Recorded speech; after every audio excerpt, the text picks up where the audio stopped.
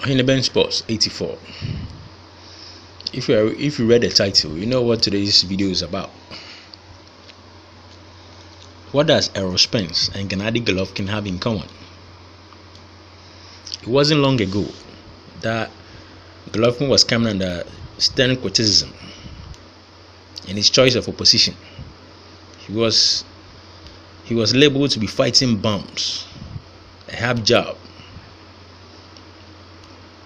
He was getting too much praises too soon. People were giving him too much praises too soon. He didn't really deserve all the hype.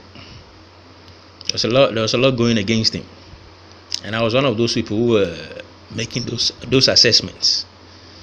He simply wasn't fighting the elite fighters he was supposed to fight, but he was still getting the job done, getting his knockout victories and establishing a knockout streak, until he came across Danny Jacobs and he lost his invincibility in a robbery against Jacobs.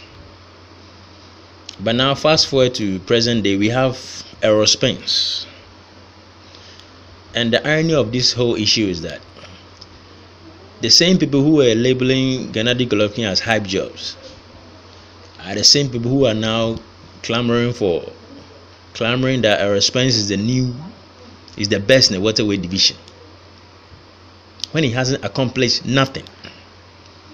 He has been fighting bums just like Gennady Golovkin, but at least Golovkin had won some titles in the process.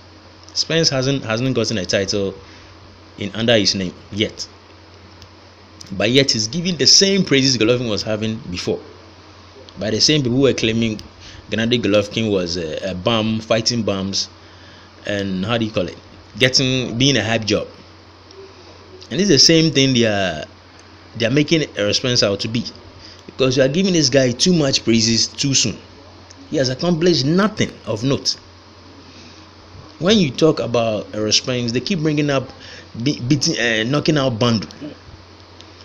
I'm really surprised when boxing fans will make such assessments, because if you're a boxing fan, you should know by now that styles make fights. It's an old adage that everybody knows. True boxing fans know. Joe Frazier gave Muhammad Ali a hell of a fight. Gave Ali all kinds of trouble in the ring. But George Foreman made easy work of him. Very easy.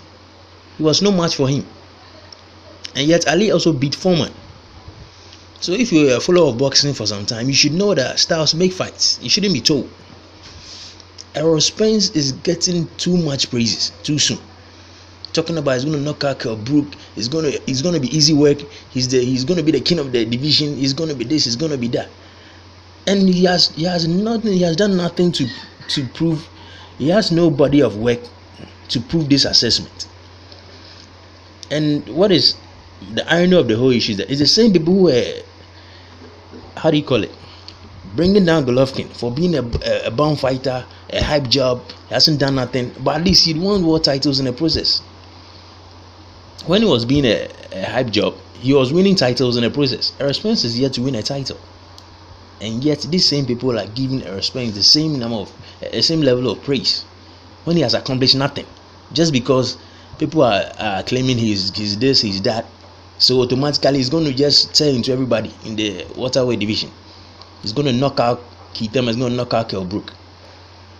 And there's no basis for these assertions. No basis whatsoever. So I find it really ironic that boxing followers can have this level of double standard. You claim someone to be a hype job, a bum fighter, this and that, and I was also part of it, but you can't just flip the coin and be praising somebody when he hasn't accomplished anything. Errol Spence hasn't accomplished anything. His win over Algieri and Bandu is nothing. I don't consider those fighters A-level fighters. They are bums, as far as I'm concerned. So the fact that you've knocked out bums, it doesn't make you all that special. It's not as if we are knocking them out cold or even putting them to sleep like how Canelo did American. It wasn't all that special. If you were to go by that analogy, then Kell Brook is also a monster, because he was also knocking out bums not too long ago, until he took his ass up to middleweight and got stopped by Triple G.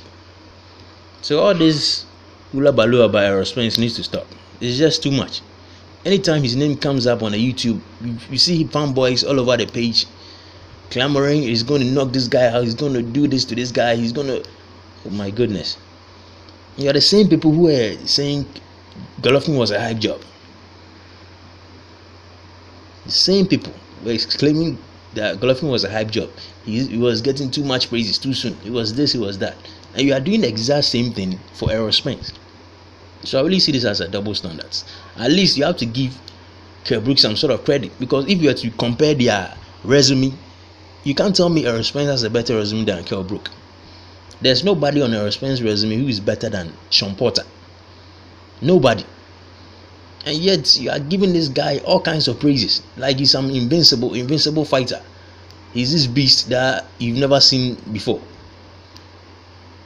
It really amazes me when I see comments like that. It's really amazing. So those are my thoughts on the issue. If you like my commentary, subscribe and give the video a thumbs up. I make commentaries like this every other day. Thank you for your time. Catch you in the next video. Bye for now.